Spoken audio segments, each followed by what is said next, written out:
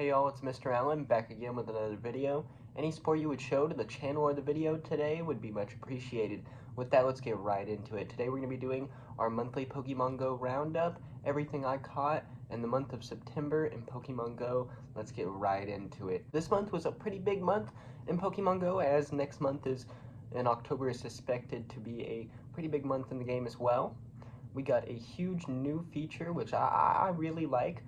I do think there is some ways they could have made it better. There is some personal issues with it, but at the same time, I think it is a really neat feature and one of the cooler ones they put in the game in a long time. And I do think it is another really good reason, and it really does a good job at encouraging people to go out there and venture and to explore, kind of like they're wanting people to do.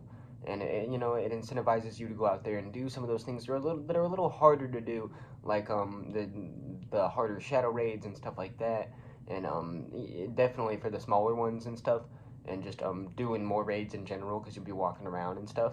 So it's good motivation to go do and more of that stuff as well, and I think it's really good for that. But at the same time, I do think there's a handful of issues with the new feature. The issues are that any of the stronger ones are kind of hard to beat by yourself, and if you don't have other players with you or other player support for groups that have already beat it, I'm worried that the larger Dynamax raid bosses and Gigantamax raid bosses especially might be really hard to beat without a group of people. And just the lifestyle I live, and I imagine other players, to some extent, some at least, might have some trouble with that. And I think there's a few things like that in the Dynamax raids that could use some work and some tweaks for sure, but at the same time, overall I still think it is a great feature, and I can't wait to see where they go with it and how they develop it. Being the kind of player I am, I definitely personally wish there was some kind of remote function, and something that doesn't require so much exploring and stuff personally, but at the same time, that is the point of Pokemon GO to some extent, and because of that, I didn't really expect there to be a remote function, even though I would definitely love for there to be in the future, even though it's very unlikely. Realistically, all I can really hope is that they will tweak it and adjust it a bit to where it'll be, easy for players, and especially for newcomers, because I can imagine being a newcomer and not really having a bunch of strong Pokemon yet, and especially the stronger Dynamax raids, similar to that of the stronger Shadow raids, and just other raids being really intimidating. And it'd be nice to have something not so intimidating, and something maybe people can get onto a little easier, because it just feels like it doesn't need to be hard for no reason.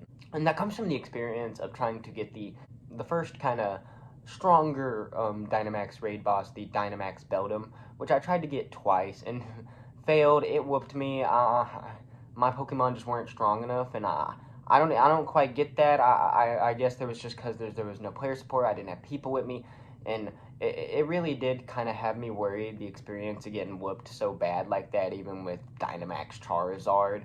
It was rough. But at the same time, I still am excited for the future. I still am excited to see where it goes. But, there's a chance that similar to that of Shadow Raids and whatnot, it might be kind of hard to do them without additional players and stuff like that. And without the ability to even remote into them at all, it might be even harder to do the Gigantamax and stronger Dynamax raids when those come. And on another note, I'm extremely excited for the Gigantamax raids. The original designs and stuff are going to be crazy, and that's going to be super cool, and I'm excited to see what they do with that, and of course to showcase whatever my first Gigantamax Pokemon is on the channel. My first Gigantamax Pokemon will probably be Gigantamax Charizard, if I'm correct, just because the biggest catch of probably the whole month for me is I got Dynamax capable Charizard. And that was because I was rating Dynamax capable Charmanders. I finally got a decent 3-star one and evolved it all the way through. And it did take a little while to get a decent IV one. I got no shinies. I was able to get the Wooloo Dynamax capable from research. I was able to get the Squirtle and the Bulbasaur, which I have not evolved yet, but they are Dynamax capable. So I do have a handful of the new Dynamax Pokemon that did come out. I missed Squovit. I just never came to one of the raids. I never found one, even though there was a few around me. I just never walked to one, and I never stumbled upon one, and I was more focused on finding the Charmanders and trying to make sure I could get at least a decent Dynamax capable Charizard. And this gives me another reason to hunt one of my favorite shinies, the shiny Charizard. I need a Dynamax capable shiny Charizard in the future, hopefully. Another reason to hunt that Pokemon's always good. And of course, hopefully that guy will be my first Gigantamax, is my Dynamax capable Charizard. But who knows how that's gonna work, or how hard it'll be to make that happen. Another thing I want to address is that it is rather expensive material-wise to level up the moves and whatnot on the Dynamax stuff. Again, I don't know why everything has to be so resource driven. It just feels like you need so much resources for everything in Pokemon Go, and that's more of a thing just a general say about the game that I wish we would dial that back just a bit, just a tiny bit. It's just not needed. But you know, it's very much a resource driven game, and this also has that function. You need the particles to do the raids. It seems like everything has some kind of system like that. But overall, my review of the new Dynamax feature inside of Pokemon Go is that it's awesome. I really like it. I'd say it has a lot of potential to be really cool in the future, and so far I really like it, and it definitely gave me a new reason to be excited about the game, and that's always awesome and always cool. And yeah, I'm just excited to see where they go with it, and it was just really cool to have that same vibe, because it definitely had the same vibe and was inspired by the actual raid dens and raid bosses inside of the Pokemon Sword and Shield games. And I love the raids, the Dynamax and Gigantamax raids inside of Pokemon Sword and Shield, and just the whole vibe there. And I think they translated it pretty well. And it's just really cool to have Pokemon Go have a raid that's very similar to that vibe. It very much feels like you're in a Dynamax raid from Sword and Shield to an extent. And it's very cool. As for other stuff, I did happen to catch this month. We got another Cosmog from research, which is very cool, and that means that soon I will have Cosmog, Sugaleo, and Lunala, and Necrozma, and so hopefully I'll be able to work something out with that soon, and we will finally have closer to the full family. I still need a Cosmoem, because I won't be able to leave one as a Cosmoem yet, so I still need like one more to complete the full family, X the fusions. But hopefully they'll give us another one day. But honestly, I'm kind of happy that I got the three I do. I didn't even expect to get the third one. I kind of got it randomly out of research this month, but super cool.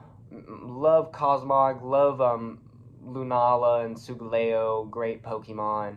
My Sugaleo is still my best IV Cosmog for what it's worth. We got the Galar event going on in Pokemon this month as well, and that was really cool. I'm a big fan of Gen 8, and I love the Galar Pokemon, and I love the whole Dynamax Galar thing they got going on. It really felt like that. It felt like Sword and Shield this month, and we got Scorbunny, we got Sobble, we got the starters, right? And that was really cool. We got a few other additions to Gen 8, including shinies for the Koala Pokemon and the Squovit. I didn't get either of these, but I do love the Koala Pokemon, so I definitely was trying to get him. I just didn't. I also really struggled to get the shiny Emolga this month. I didn't get one, and I really tried on that guy as well. We just didn't get him, just like we didn't get the Dynamax Beldum. Right at the end of the month, they put something really cool in raids that I just haven't had the pleasure of raiding yet, and that is Zacian from the Pokemon Sword and Shield games, the legendary. So I got my first decent IV Zacian. I did like 2 or 3 raids, nothing too crazy. And hopefully I'll be able to get the other legendary from Sword and Shield soon when that gets into raids.